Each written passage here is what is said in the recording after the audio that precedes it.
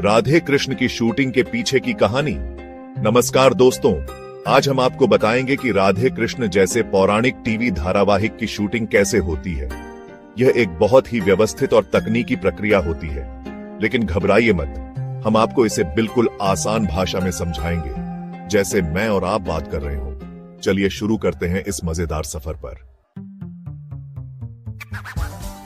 सबसे पहले दोस्तों, कहानी। बिना कहानी के तो राधे कृष्ण भी अधूरे हैं, है ना? तो सबसे पहले कहानी को छोटे छोटे एपिसोड्स में बांटा जाता है। जैसे आपकी फेवरेट मिठाई के छोटे छोटे पीस, वैसे ही हर सीन के डायलॉग सोचिए। राधा क्या बोलेगी, कृष्ण कैसे जवाब देंगे, सब कुछ पहले से ही लिखा जाता है। एक्सप्रेशन, मूवमेंट्स, सब कुछ स्क्रिप्ट में होता है, जैसे किसी फिल्म की। यह काम होता है राइटर्स का, जो दिन रात मेहनत करते हैं आपका मनोरंजन करने के लिए। कल्पना कीजिए कितना मुश्किल होगा राधा कृष्ण के समय की बातें आज के जमाने में लिखना। अब दोस्तों, राधे कृष्ण तो वृंदावन में रहते थे, है ना? लेकिन शूटिंग तो मुंबई में होती है। तो क्या करते हैं? जादू।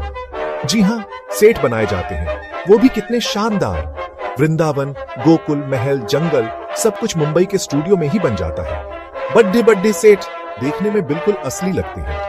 कभी कभी तो लगता है कि हम भी राधे कृष्ण के साथ उसी युग में पहुंच गए हैं। सेट डिजाइनर्स का कमाल होता है ये सब।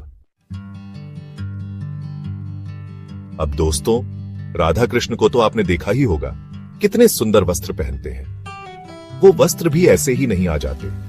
कलाकारों के लिए खास कॉस्ट्यूम डिजाइनर्स होते हैं, जो राधा कृष्ण के समय के हिसाब से कप डी डिजाइन करते हैं। पारंपरिक पोशाक, मुकुट, गहने, सब कुछ बिल्कुल परफेक्ट।